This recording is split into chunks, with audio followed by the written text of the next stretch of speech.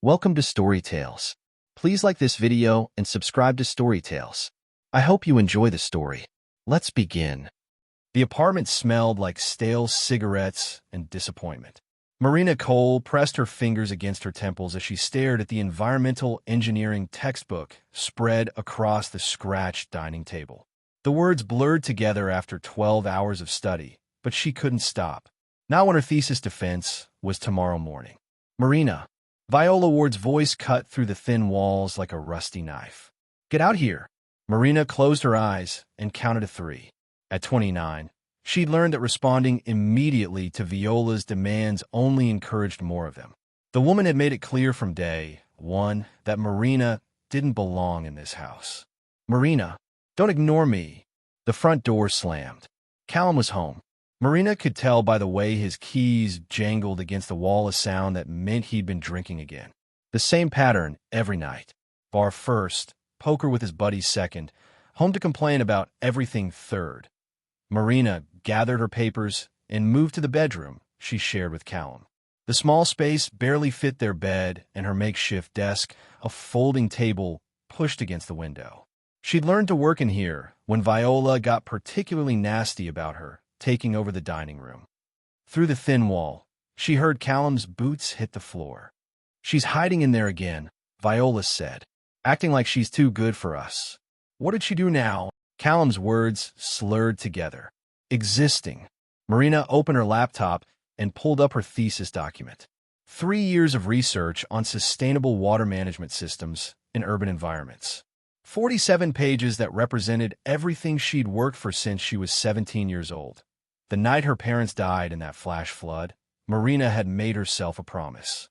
No one would ever control her future again. She put herself through community college while working 2 jobs. She transferred to the university on a partial scholarship and lived on ramen noodles and library coffee. Every test passed, every paper submitted, every late night spent studying, all of it led to tomorrow. The bedroom door rattled as someone pounded on it. Open up, Callum said.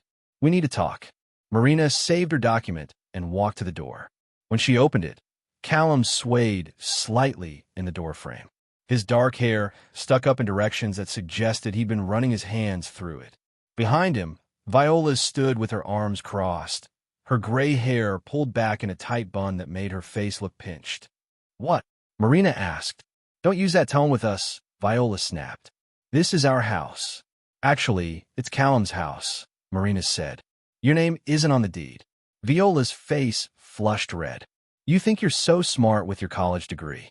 I don't have my degree yet. That's why I'm finishing my thesis. Waste of time, Callum said. He leaned against the doorframe. You're almost 30. Time to grow up and get a real job. Marina stared at him. This man she'd married 3 years ago used to encourage her studies. He used to say he was proud of her. That was before he lost his job at the construction company and decided that drinking was easier than looking for work. I work at the library 4 days a week, Marina said. Plus I do research assistance for 3 professors. Playing with books isn't real work, Viola said. Real work means getting your hands dirty, like Callum does. The words slipped out before Marina could stop them. Callum straightened up. What's that supposed to mean? When's the last time you had a job? A real job that lasted more than 2 weeks. I'm looking. At the bottom of a beer bottle. Viola stepped between them. Don't you dare talk to my son that way.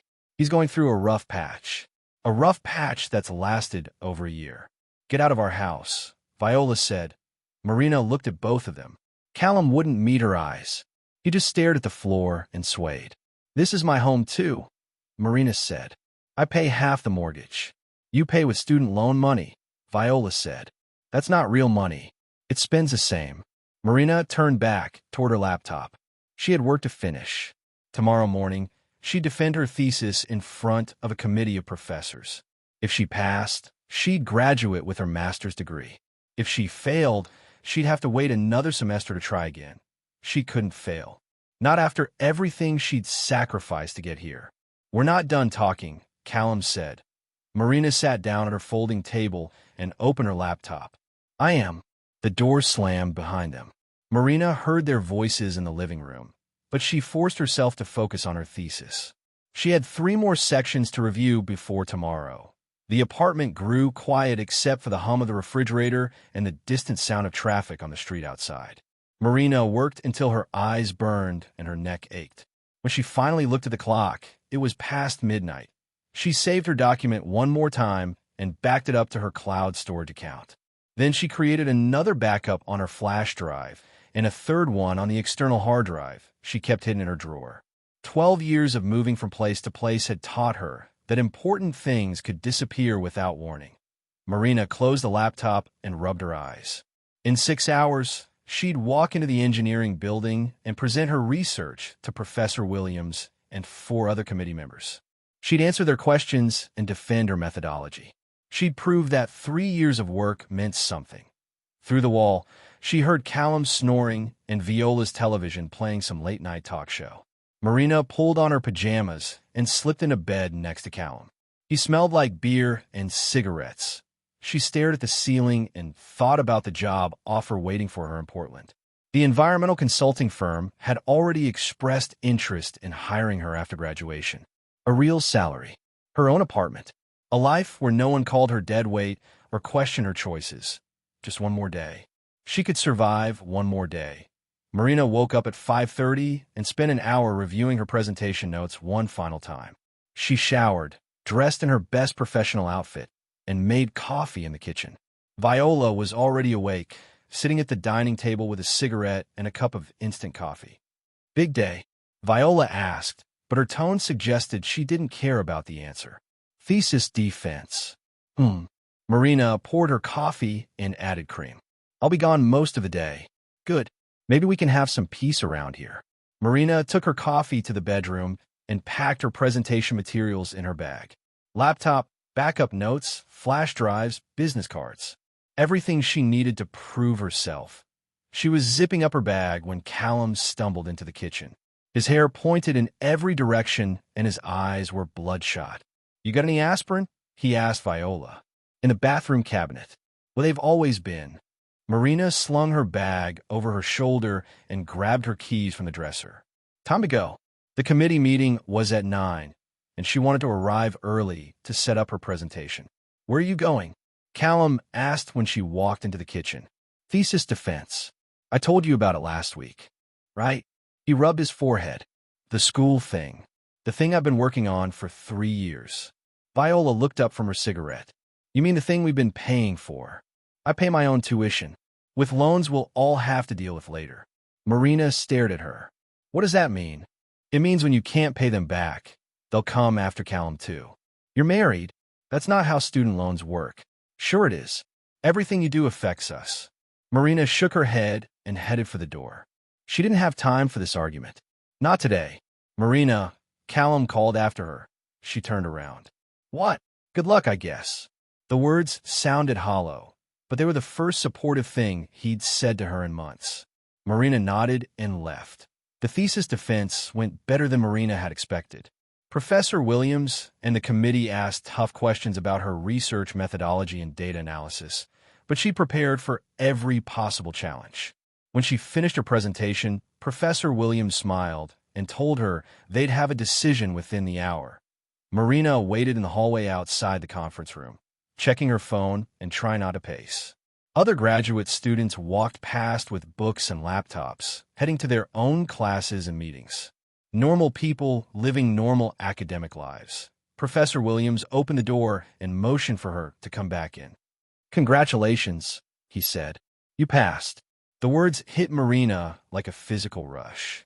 3 years of work, countless late nights. Every sacrifice had been worth it. "Thank you," she managed to say. "Your research on sustainable water management systems is excellent work," Professor Williams said. "The consulting firm in Portland is lucky to have you." Marina shook hands with each committee member and gathered her materials. She walked out of the engineering building feeling lighter than she had in years. She'd done it. She was officially a master's candidate. Graduation was just a formality now. She drove home with the radio turned up, singing along to songs she hadn't heard in months. When she pulled into the driveway, she saw Callum's truck parked at an angle that suggested he'd been drinking again. It was only 3 in the afternoon, Marina walked into the apartment and set her bag on the kitchen counter. "I passed," she announced. Viola looked up from the television. "Passed what?" "My thesis defense. I'm officially graduating." "Good for you." The flat response deflated Marina's excitement, but she refused to let Viola ruin her moment. She'd earned this victory. Callum emerged from the bedroom wearing yesterday's clothes. His hair was still messy and his eyes were red. "How'd it go?" he asked. "I passed. I'm graduating." "Cool." He opened a refrigerator and grabbed a beer. "It's 3 o'clock, Marina said. So maybe you could celebrate with me instead of drinking." Callum popped open the beer and took a long drink. "I am celebrating." Marina stared at him. This was her husband, the man who'd promised to support her dreams and build a life together. Now he couldn't even pretend to care about her biggest achievement. "I need to update my resume," Marina said, "and send some emails to Portland." She took her laptop to the dining table and opened it. The job in Portland was waiting for her. A new life was waiting for her. She just had to finish the final steps. Marina spent the next hour updating her LinkedIn profile and drafting emails to her contact at the consulting firm. She needed to arrange housing in Portland and figure out when to start work. So many details to handle, but good details. Details that meant progress. "Marina." Viola's voice was sharp and angry. Marina looked up from her laptop to see Viola standing in the kitchen holding a piece of paper. "What?" Marina asked. "What is this?" Viola waved the paper. Marina squinted at it. "I can't see it from here." Viola stormed over to the dining table and slammed the paper down. It was the electric bill. $230, Viola said. $230 for 1 month. Marina looked at the bill. "That's about normal for this time of year." "Normal?" Viola's voice rose. "You think bleeding us dry is normal? I'm not bleeding anyone dry. I pay my share of the utilities." "Your share?" "You're in that bedroom running your computer and your lights all night long, working on your precious school project." "I was finishing my thesis."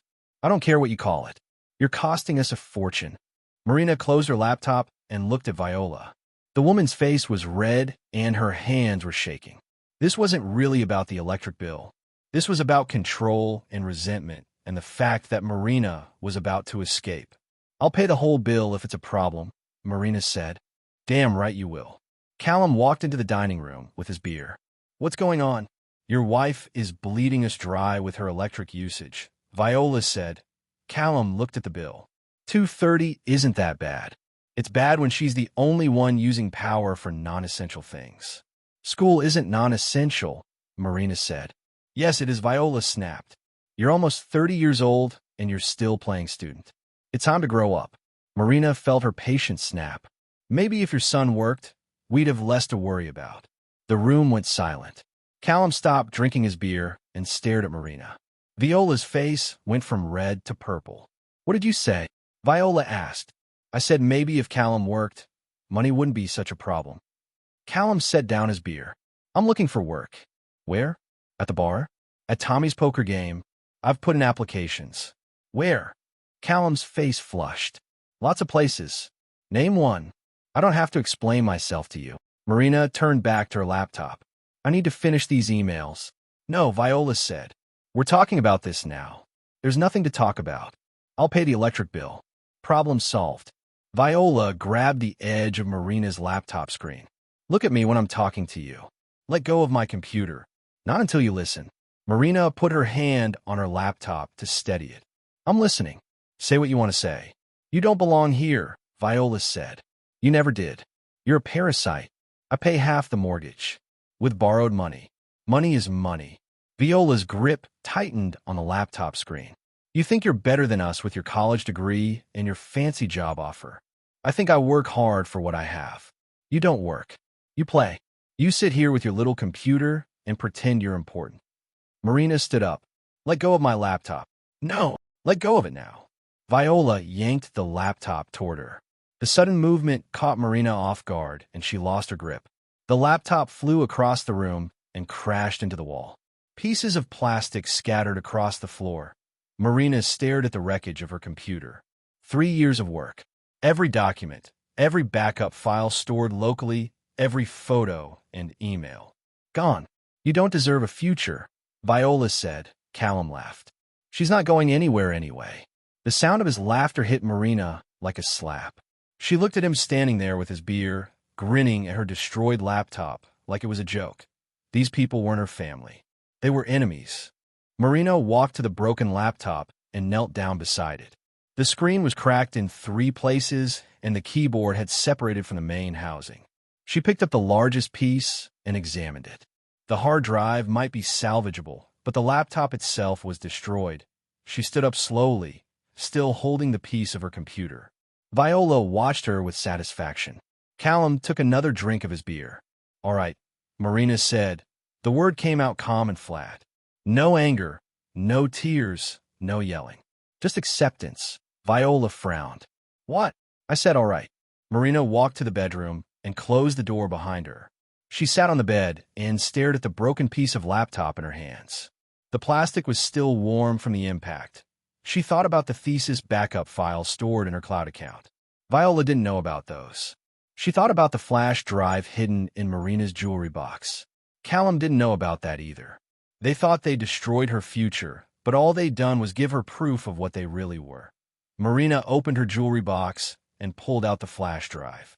Such a small thing to hold 3 years of work, but it was enough. She'd go to the library tomorrow and use their computers to finish everything she needed to do for Portland. She looked around the bedroom. Not much here belonged to her. Clothes, books, a few personal items. She could pack it all in 2 suitcases when the time came. Marina pulled out her phone and opened her bank account app.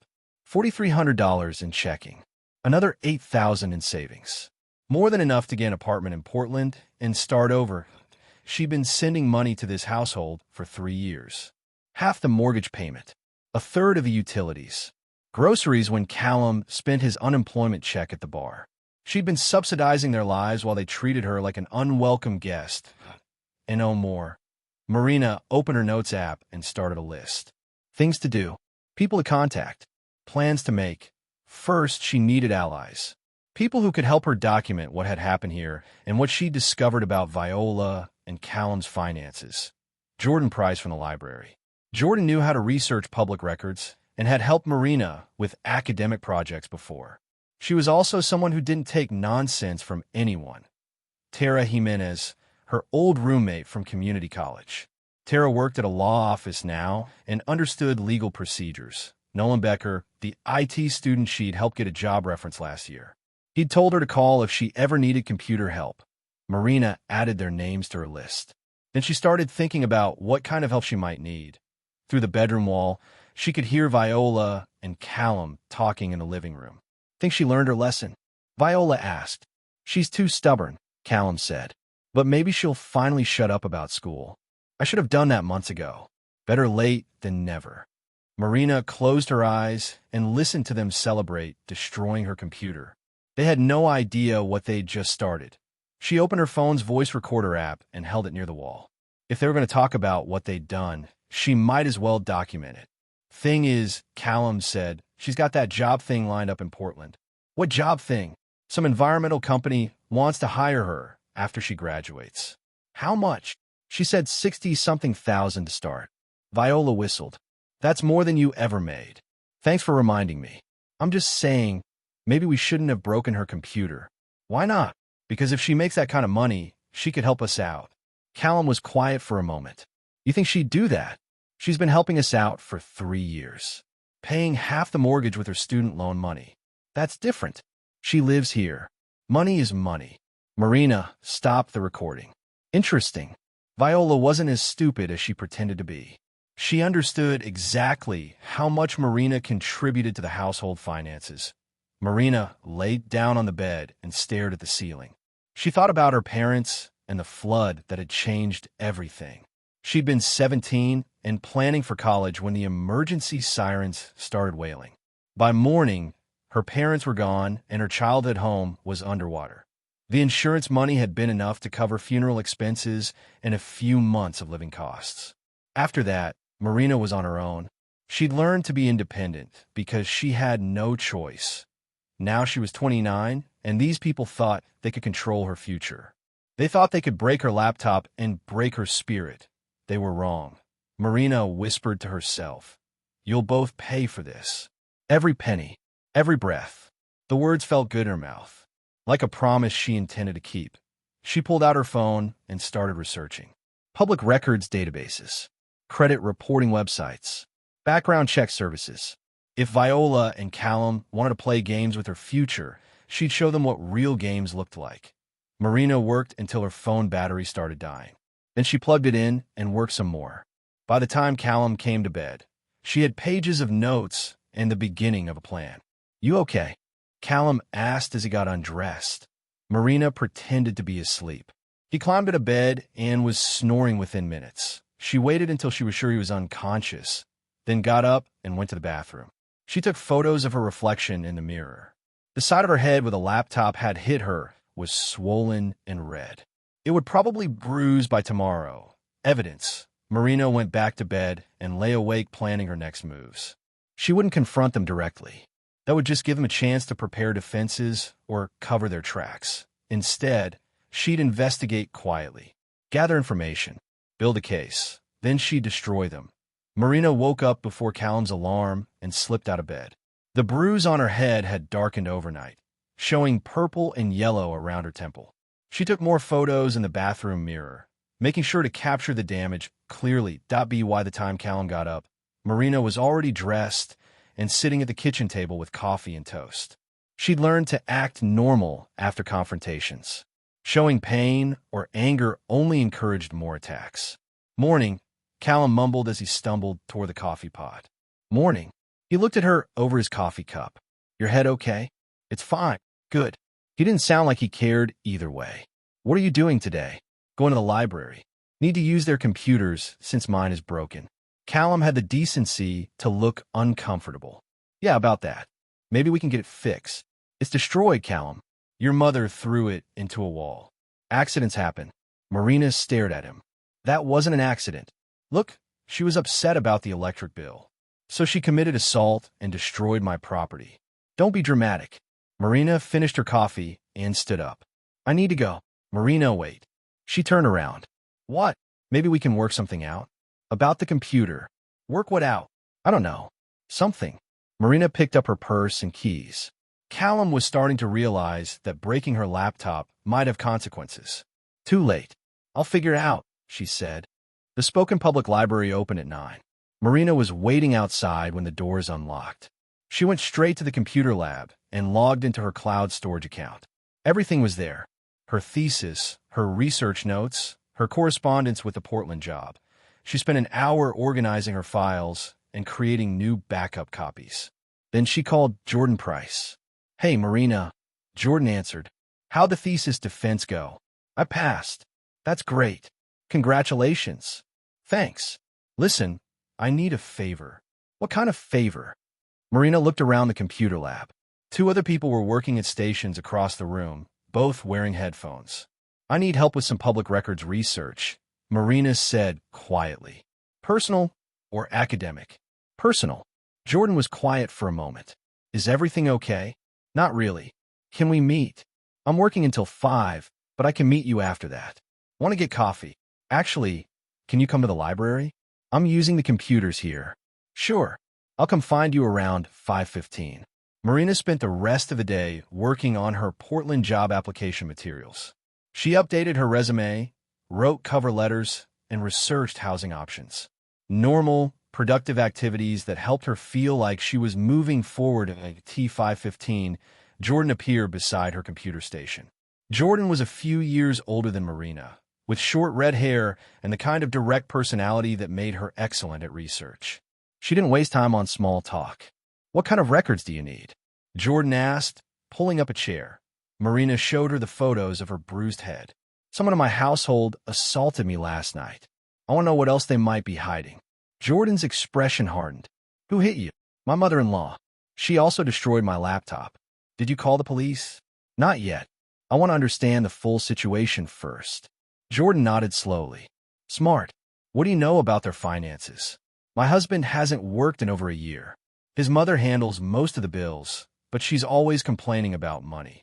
I pay half the mortgage and utilities. Names. Marina gave her Callum and Viola's full names and their address. Jordan pulled out her own laptop and started typing. Property records first, Jordan said. Then we'll look at liens, judgments, bankruptcies. Marina watched Jordan work. She was fast and thorough, navigating through databases Marina had never heard of. Interesting, Jordan said after a few minutes. The house is only in your husband's name. No mention of his mother. She told me she doesn't want her name on anything because of debt problems. That's probably smart on her part. Let me check her credit history. Jordan typed for several more minutes, occasionally making notes on a piece of paper. Holy shit, she said finally. What? Your mother-in-law has over $40,000 in credit card debt. Most of it opened in the last 2 years. Marina felt her pulse quicken. How is that possible? Lots of cards with high interest rates. Looks like she's been making minimum payments and adding new charges every month. But she doesn't work. How is she getting credit? Jordan frowned at her screen. Some of these cards show a co-signer. Who? Your husband. Marina stared at the screen. Callum doesn't know about most of those cards. He would have told me. Maybe. Or maybe he signed papers without reading them carefully. Marina thought about all the times Viola had handled paperwork and asked Callum to sign things. Bills, insurance forms, what she claimed were tax documents. Can you print this information? Marina asked. I can give you a summary, but you'll need to get official credit reports if you want to use this legally. How do I do that? You'd need permission from both of them, unless you're filing a police report or starting divorce proceedings. Divorce. The word hit Marina like a cold splash of water. She'd been thinking about escape, but she hadn't considered the legal process of ending her marriage. I need to think about this, Marina said. Jordan saved her research to a flash drive and handed it to Marina. Whatever you decide to do, document everything. Take photos, save emails, record conversations if it's legal in Washington. Is it legal? Washington is a two-party consent state, so you need permission to record private conversations. But if someone is threatening you or committing crimes, there might be exceptions. Marina pocketed the flash drive. Thank you. Do you have somewhere safe to stay? For now, yes. I'm working on longer-term options. Jordan gathered her things. Be careful, Marina. People with money problems can get desperate. After Jordan left, Marina sat in the library until closing time. She researched divorce laws in Washington state and domestic violence resources. Then she looked up contact information for Tara Jimenez. Tara answered on the second ring. Marina, how are you? Hi, Tara. I'm okay. How's the law office? Busy. Always busy. What's up? I need some legal advice. Hypothetically, if someone's spouse and in-laws were financially abusive, and if there was also physical assault, what would be the best way to protect yourself legally? Tara was quiet for a moment. Marina, is this about you? Hypothetically. Okay. Hypothetically, the person should document everything, file police reports for any crimes, and consult with a family law attorney about protective orders and divorce proceedings.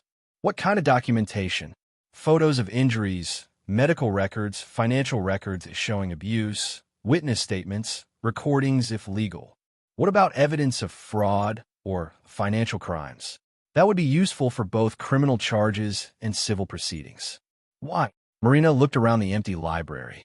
Still speaking hypothetically, what if the person discovered that their spouse had been used as a co-signer for credit cards without their knowledge? That could be identity theft or fraud, depending on how the signatures were obtained. That's definitely something to report to police and creditors. Okay, thank you.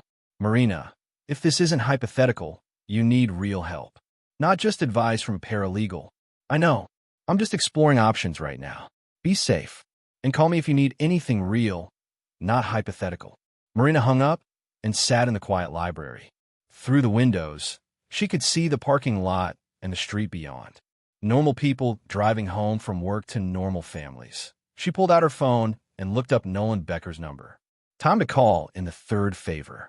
Marina, Nolan answered after 2 rings. How are you? Hi, Nolan. I'm good. How's the new job? Great. Really great. I can't thank you enough for that reference letter. I was happy to help.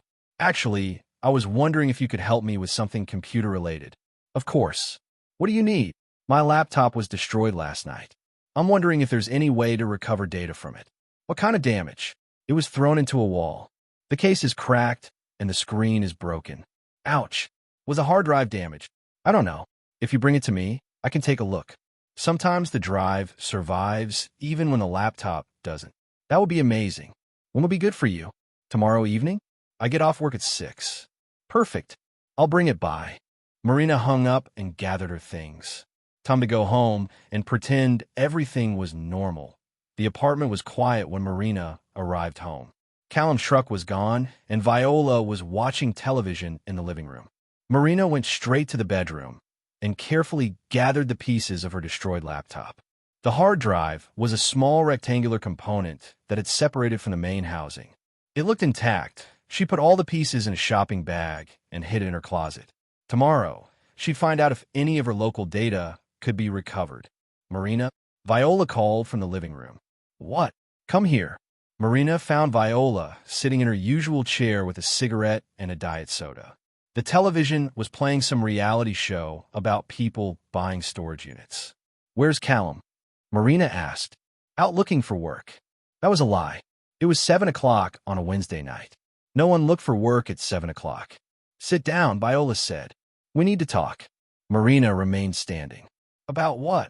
About last night. What about it? Viola took a long drag on her cigarette. Maybe things got a little heated. You assaulted me and destroyed my computer. I was upset about the electric bill. That doesn't give you the right to hit me. Viola waved her cigarette dismissively. I barely touched you. Marina stared at her. You threw my laptop on my head. The laptop slipped. It slipped from your hands into the wall. Accidents happen. Marina realized Viola was testing different stories to see which one sounded best. Nothing about last night had been accidental. I need to make dinner, Marina said. Wait. Viola stubbed out her cigarette. Callum told me about your job offer. What about it? $60,000 is good money. Marina didn't respond. Thing is, Viola continued, we've been supporting you for 3 years while you played student. Maybe it's time you return the favor. I pay half the mortgage and utilities. That's not support. That's just covering your share. What exactly are you asking for? Viola smiled. It wasn't a pleasant expression. Help with some bills. Nothing major. What bills? Credit cards. Medical expenses. You know how it is. Marina knew exactly how it was. Viola wanted access to her future salary to pay off the debt she'd accumulated. I haven't gotten the job yet, Marina said, but you will. Smart girl like you. The compliment sounded wrong coming from Viola's mouth, like a trap wrapped in false praise. I need to think about it, Marina said. Don't think too long. Family is family. Marina went to the kitchen and started making dinner. As she chopped vegetables, she thought about Viola's definition of family. Family was family when Viola wanted money, but Marina was dead weight when she needed support. Callum came home while Marina was cooking. He smelled like beer and cigarettes, but he wasn't as drunk as usual. Hey, he said as he sat down at the kitchen table. Hey, how was your day? Fine. I went to the library to work on job applications. Good. That's good. Callum watched her cook for a few minutes without saying anything. Then he cleared his throat. Listen, about last night. Marina kept chopping vegetables. What about it? Maybe Mom overreacted a little. A little. She's been stressed about money. We all have. Marina turned around to look at him. Are you apologizing for her hitting me? I'm saying maybe we all need to calm down and work together. Work together how? Callum rubbed his forehead. I don't know. Like a family. There was that word again. Family.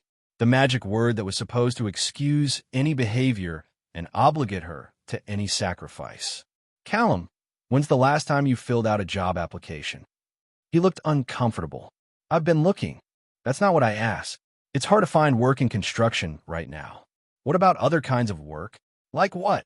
Retail, food service, warehouse work, anything. Those jobs don't pay enough. Marina stared at him. They pay more than unemployment. Barely, but they pay something. And they give you work experience and references for better jobs. Callum stood up. I didn't come home to get lectured. Where did you come home from? What? You said you were looking for work. Where? Callum's face flushed. Around. Around where? Jesus, Marina. What is this, an interrogation? It's a conversation about why your mother thinks I should pay her credit card bills while you don't work. She said that. She strongly implied it. Callum sat back down. Look, things have been tight. Maybe when you start a new job, you could help out a little more. Help out how? I don't know. Maybe cover some of Mom's expenses until I find something steady. Marina turned off the stove and faced him. Callum, do you know how much debt your mother has? Some. She's mentioned a few cards. Do you know you're listed as a co-signer on most of them? Callum went very still. What? Your name is on credit cards with over $40,000 in debt. That's impossible. Is it? When's the last time you checked your credit report? Callum stared at her. How do you know about her debt? I looked it up. You can't just look up someone's credit information. I can look up public records. Liens, judgments, bankruptcies. And I can see accounts where you're listed as a co-signer. Callum's face went white. Show me. Marina went to her purse and pulled out the notes Jordan had given her. She handed them to Callum and watched his expression change as he read. This can't be right, he said. Which part? All of it. I never signed for these cards. Are you sure? Callum read through the list again. I mean, Mom has had me sign things. Bills and insurance stuff. But I always read them. Did you read them carefully? Callum trailed off. She said they were just routine paperwork. Marina felt a mixture of satisfaction and pity. Callum was a victim too, but he was also an adult who'd chosen to trust someone he shouldn't have trusted. What do I do? Callum asked. You could report it as fraud, or you could accept responsibility for the debt. $40,000 plus interest. The minimum payments alone are probably $800 a month. Callum put his head in his hands. I don't have $800 a month. I know. What happens if I can't pay? Your credit gets destroyed. You could lose the house. They could garnish your wages if you ever get a job. Callum looked up at her. Unless what? Unless what? You said if I ever get a job, like there was another option. Marina realized she'd been thinking out loud. I didn't mean anything. Marina, what aren't you telling me? She looked at her husband sitting at the kitchen table, surrounded by evidence of his mother's financial crimes. He looked scared and confused and younger than his 31 years. Part of her felt sorry for him. But a larger part of her remembered him laughing when Viola destroyed her laptop.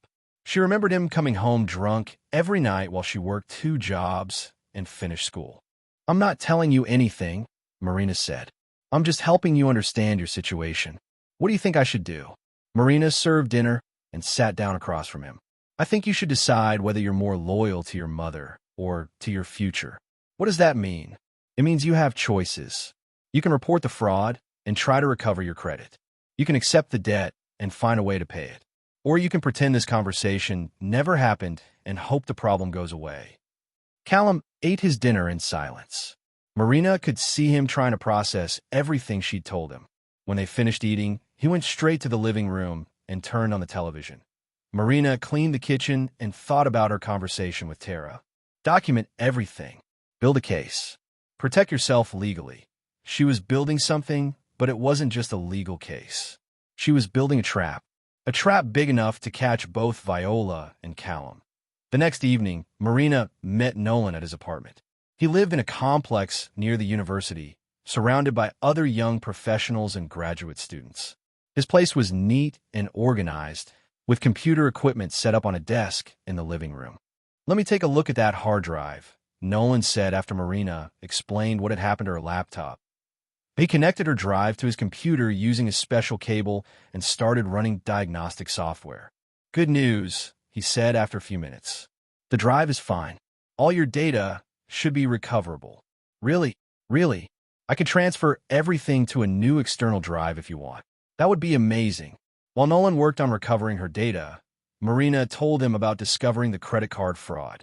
She didn't mention her plans for revenge, but she did ask about computer security. Hypothetically, she said, if someone wanted to document financial crimes, what would be the best way to do it electronically? Document how? Screenshots, copied files, recorded conversations. Nolan looked up from his computer. Marina, are you in some kind of trouble? Maybe. I'm trying to be prepared. Okay. Well, for documentation, you want multiple backups in different locations. Cloud storage, external drives, email copies to yourself. What about recording conversations? That's tricky. Washington has strict laws about consent for recordings. But if someone was threatening you, that might change things, but you'd want to check with a lawyer first. Nolan finished transferring her data and handed her a new external drive. Everything's on here. Plus, I made you a backup copy on this flash drive. Thank you so much. How much do I owe you? Nothing. You helped me get my job. This doesn't even begin to pay that back. Marina pocketed both drives. Actually, there's one more thing. Do you know anything about accessing public records online? Some. What kind of records? Property records, court filings, that sort of thing. Most of that stuff is public information. You just need to know where to look. Nolan showed her several websites that contained searchable databases of public records. Marina took notes and bookmarked the sites on her phone. Be careful, Nolan said as she prepared to leave. If someone is committing fraud, they might not react well to being exposed. I'll be careful. Marina drove home with her recovered data and new knowledge. She now had tools to investigate Viola and Callum more thoroughly. And she had allies who could help her build whatever case she decided to pursue. But first, she needed to know more about what Callum was really doing when he claimed to be looking for work. Marina spent the next week observing and documenting. She acted quieter around the house, made small talk about mundane things, and avoided any mention of jobs or money. To Viola and Callum, she appeared to be recovering from the laptop incident and accepting her place in the household hierarchy. In reality, she was gathering intelligence.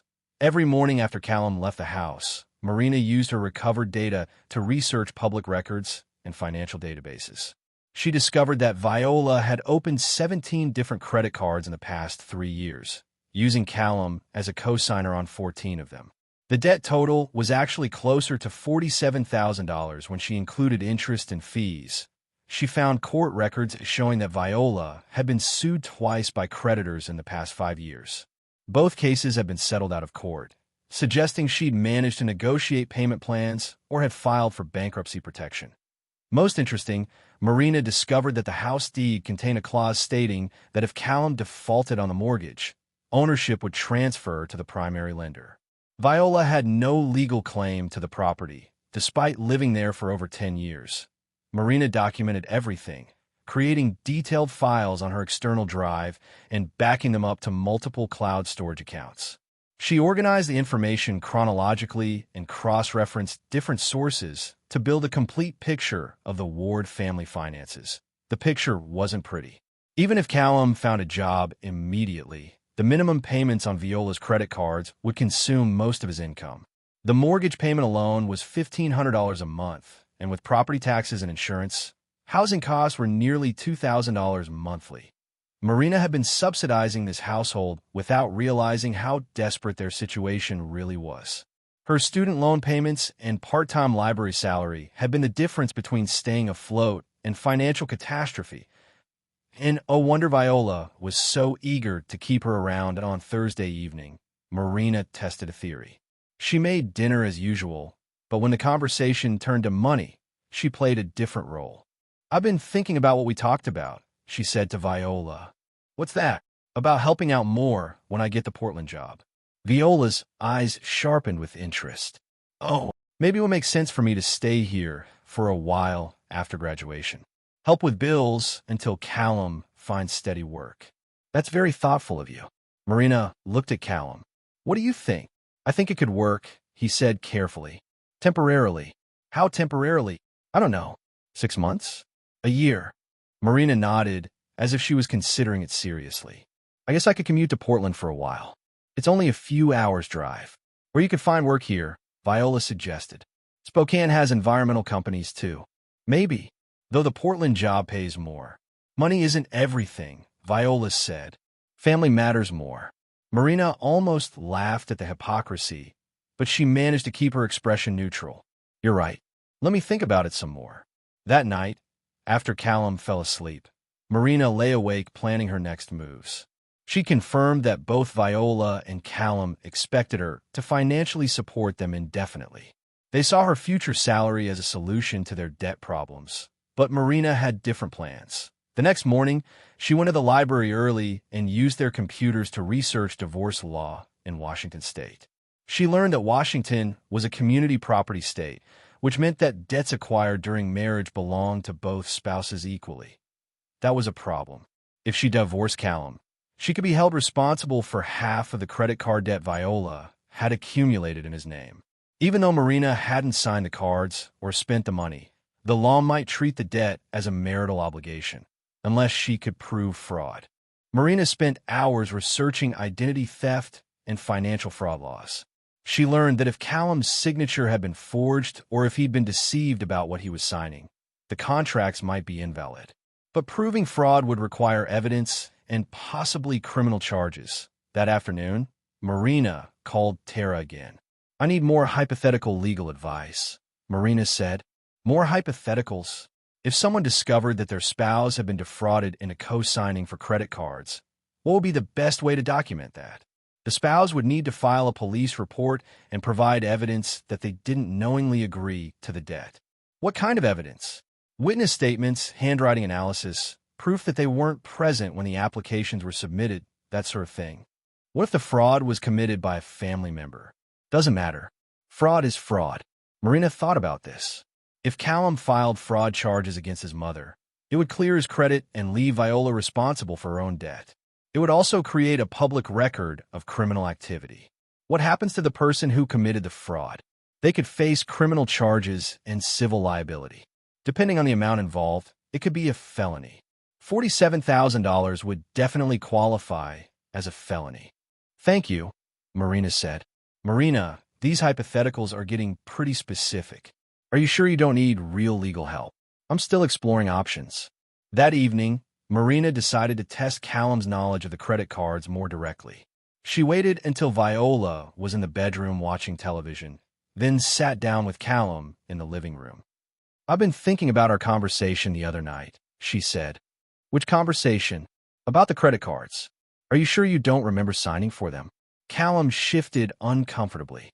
"I remember signing some things for Mom, but I thought they were just bills and insurance stuff." "Do you remember what the papers looked like?" "Not really. She usually had a stack of things that needed signatures. Said it was routine paperwork." "Did you read them?" "Some of them, but they all looked the same. Legal language, fine print." Marina nodded. "Did she ever ask you to sign blank papers?" Callum frowned. "Blank papers?" "Papers where some of the information wasn't filled in yet." Callum paused.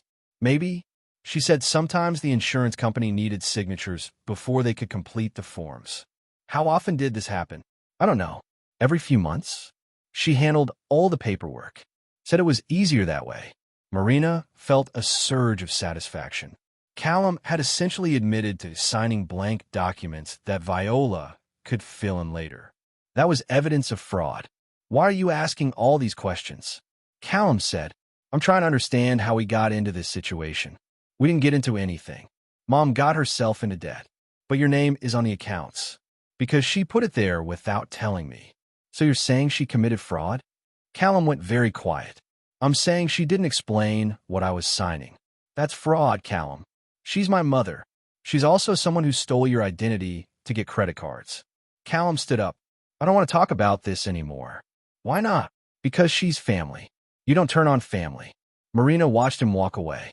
Callum understood that his mother had committed crimes against him, but he was too afraid or too loyal to do anything about it. That was useful information. Over the weekend, Marina continued her documentation project. She took photos of credit card statements she found in Viola's room while the woman was outside smoking. She copied account numbers and payment histories. She even found a box of old paperwork that included some of the documents Callum had signed. Looking at the signatures, Marina could see clear differences between the documents Callum had actually signed and the credit card applications that bore his name. The handwriting was similar, but not identical. Someone had practiced forging his signature. Marina photographed everything and added it to her evidence files. She was building a case that could destroy Viola financially and legally, but she wanted more than financial destruction. She wanted public humiliation. She wanted everyone in Spokane to know what kind of people Viola and Callum really were. For that, she needed a bigger stage. That on Sunday evening, Marina made a decision. She went to the bedroom and opened her laptop at the folding table. Then she started typing. She wasn't writing a letter or an email. She was writing a story. A true story about financial abuse, domestic violence, and family betrayal. A story that named names and provided specific details about everything that had happened in this house. When she finished writing, Marina saved the document and backed it up to her cloud storage. She wasn't ready to publish it yet, but she wanted to have it ready when the time came. Soon, everyone would know the truth about the Ward family, and Marina would be long gone. Marina spent Monday morning at the library, making final preparations. She printed copies of all her evidence credit reports, court records, photographs of forged signatures, bank statements, and medical photos of her bruised head. She organized everything in manila folders and labeled each section clearly. Then she made a phone call to Detective Ryan Santos at the Spokane Police Department. She found his name on the Domestic Violence Unit's website. "I need to report an assault and possible financial fraud," Marina told him. "Can you come in to file a report?" "Yes. Today, if possible." "How about 2 o'clock?" "Perfect." Marina hung up and looked at her watch. She had 3 hours to set everything in motion. Her next call was to Channel 7 News. She asked to speak to someone about a story involving domestic violence and elder financial abuse. "Can you give me some details?" the reporter asked. A graduate student was assaulted by her mother-in-law for getting an education. The same mother-in-law has been committing identity theft against her own son. "Do you have documentation?" "Extensive documentation." "When can we meet?" "How about 4 o'clock? After I file my police report." Marina made one more call to the Portland environmental consulting firm. "I wanted to confirm my start date," she told the hiring manager. "We were thinking the first Monday in March. Would that work?" "Actually, I was wondering if I could start sooner. I've had some personal circumstances change." "How much sooner?" "Next Monday." "That's very short notice." "I understand. I've just completed my degree and I'm eager to get started. Let me talk to the team and get back to you." Marina gathered her evidence folders and drove home. It was time for the confrontation. She found Viola in the kitchen making lunch and Callum watching television in the living room. Perfect. They were both available. "Can you both come to the kitchen?" Marina called. "I need to talk to you." "What about?" Viola asked without looking up from her sandwich. "About our future together." Callum wandered into the kitchen and sat down at the table. Viola remained standing by the counter, arms crossed. "I've made some decisions," Marina said. She set her evidence folders on the table. "About the Portland job and about this household." "Good," Viola said. "I hope you're being realistic." Marina opened the first folder and pulled out the photos of her bruised head. She laid them on the table where both Callum and Viola could see them. "These are from the night you assaulted me," Marina said to Viola. Viola glanced at the photos. "That's barely a scratch. It's documented evidence of assault." Marina opened the second folder and pulled out the credit card information. "These are records showing that Viola has accumulated $47,000 in debt using Callum's name and social security number." Callum leaned forward to look at the papers. His face went pale. "Where did you get these?" Viola demanded. "Public records, court filings, credit reports." Marina spread the documents across the table. "All perfectly legal to obtain. You had no right to snoop into our business. I had every right to protect myself from financial fraud." Marina opened the third folder and pulled out the forged signature samples.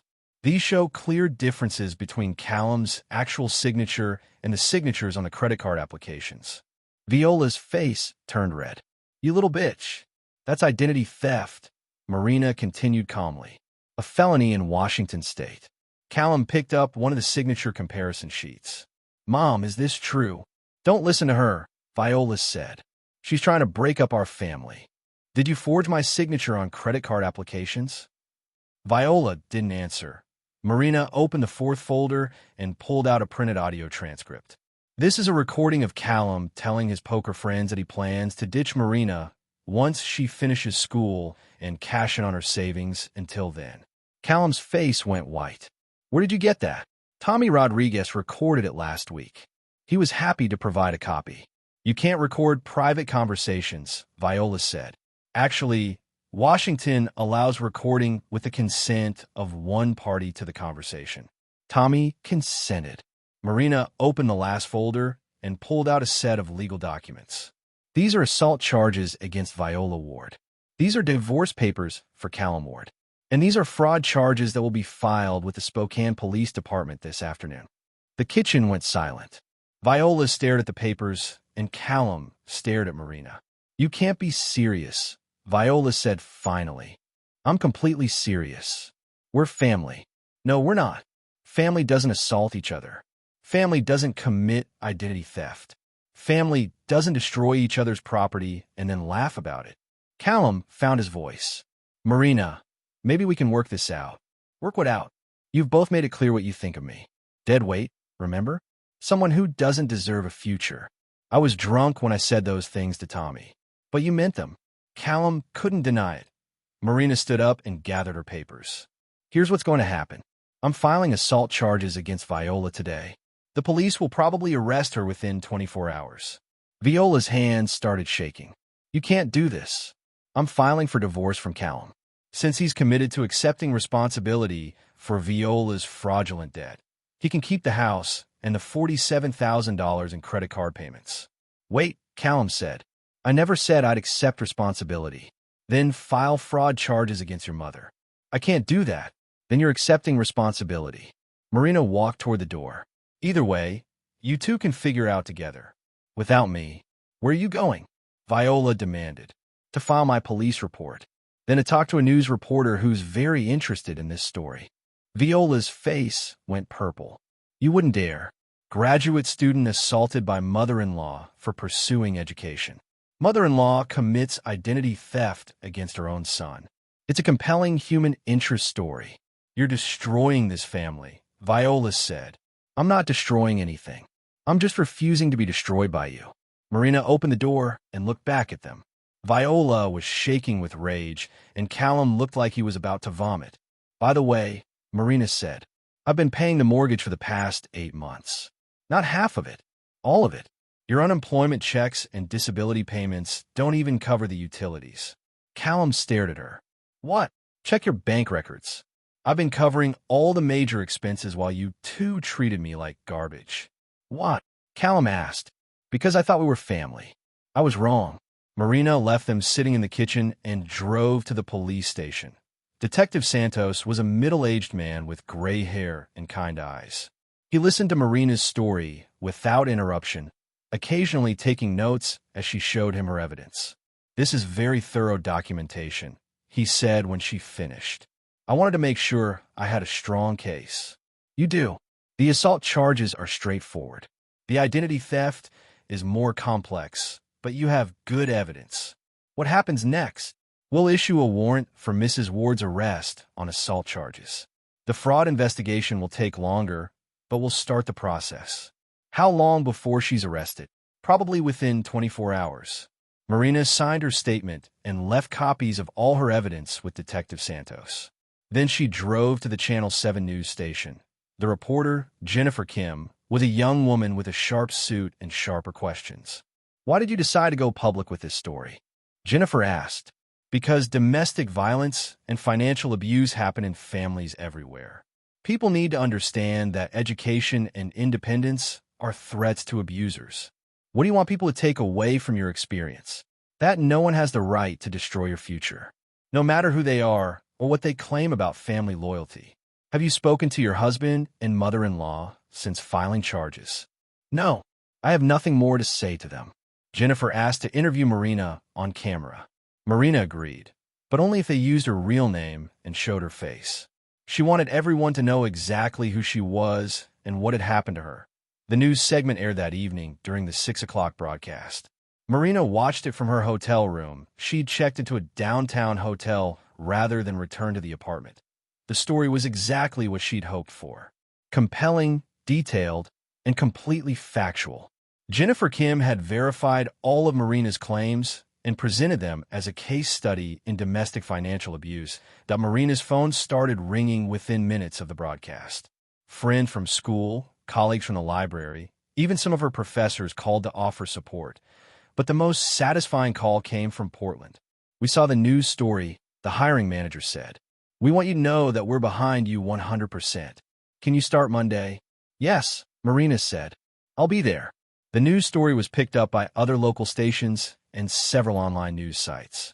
By Thursday, Marina's story was being shared on social media across the Pacific Northwest. The public response was overwhelmingly supportive. Comments on the news articles praised Marina for her courage and criticized Viola and Callum for their behavior. Several people shared their own stories of family financial abuse. On Friday morning, Marina got a call from Detective Santos. Viola Ward was arrested last night, he said. She's been charged with assault and is being held on $10,000 bail. What about the fraud charges? We're still investigating, but it looks like she'll face multiple felony counts of identity theft. And Callum, he's cooperating with the investigation. Says he wants to file fraud charges against his mother. Marina wasn't surprised. When faced with $47,000 in debt or prosecuting his mother, Callum had chosen the practical option. That afternoon, Marina went to the apartment to pack her belongings. Callum was there, sitting at the kitchen table with papers spread in front of him.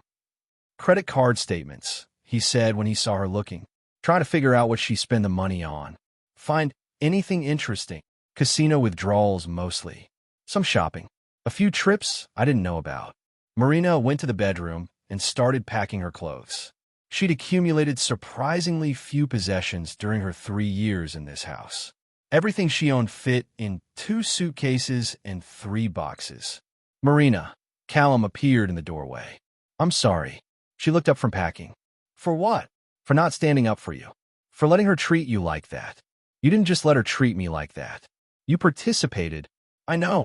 You laughed when she broke my laptop. I was drunk. That's not an excuse. Callum was quiet for a moment. What happens now?